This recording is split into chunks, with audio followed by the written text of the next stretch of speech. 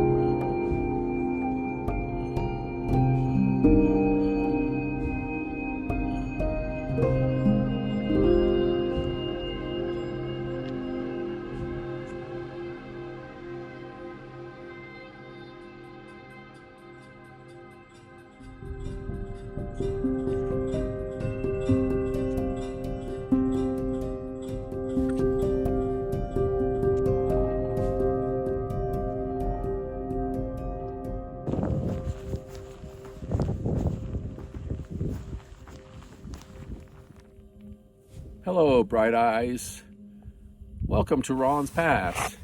It's time for the history lesson I promised. In 1865, John Quincy Adams Rollins guided a group of Mormons and 100 wagons over this pass. A year later, he established a toll road that went into operation for many decades. In 1904, a railroad was completed over this pass. It was David H. Moffat's railroad, the Denver, Northwestern, and Pacific. It is a stopgap measure to get the traffic going until he could open up the Moffett Tunnel. That operation started in 1904. The tunnel opened up in 1928, so another 24 years. So the tunnel we actually crossed a few miles back. It goes way beneath the Continental Divide. It is the only currently operating railroad out of all the 6 that we've covered in this series. So a little history lesson. Anyways, there's not much left of this ridgeline. As you saw, the clouds started chasing me, and I thought for sure we're going to get rain, so I've got my rain gear on. And now it's starting to break out with sun in different spots, but it can still rain, knowing this is Colorado. So we've got a little bit more to go. But after this, we'll dive off the divide near Devil's Thumbs Pass, go to the west into the Grand Lake Valley, whereas the divide continues straight north through the Rocky Mountain National Park. So the CDT doesn't follow it for a long time. The divide goes straight north and then west and then south through the Never Summer Range, and then meets up again with the CDT after Grand Lake at Bowen Pass. So we still got a little bit ways to go. Anyways, I'm kind of happy to get off the divide at this point. There's supposed to be some bad weather coming in tomorrow, and I think being at a lower elevation will be better in general. So anyways, thanks for coming along. We'll see you on the other side.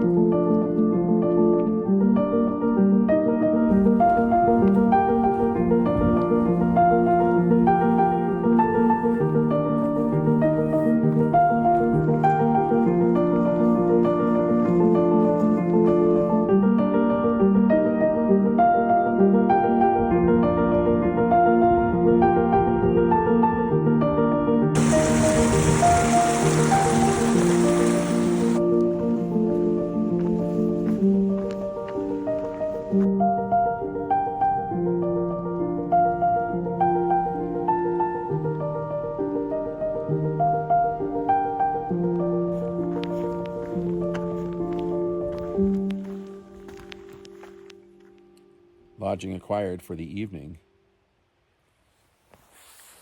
And what is a pretty decent campsite? About the perfect distance for today. Got off the divide and the ridge, but the clouds did chase me down. But now there's just a light fluffy one, so we're fine. Until tomorrow, there'll be some in the afternoon, but it doesn't look so bad. So right now it's 28 miles to Grand Lake. And I can split that up either 15, 13 by staying at Arapahoe Campground, which is a paid campground. Not sure if it'll be open, or 20 and then 8. And the terrain is really easy, I think. So I'm going to try the 20. We'll see what happens. But today's hike along the divide, especially the spot between James Peak and Rollins Pass, that stretch is beautiful. And I kind of like how the boot path fades in and out. Well, you just follow the cairns or the next post out there. It gives you a good feeling of wilderness when you do that. Wilderness travel. So, but now we're down the lowlands. We're going to go even lower tomorrow.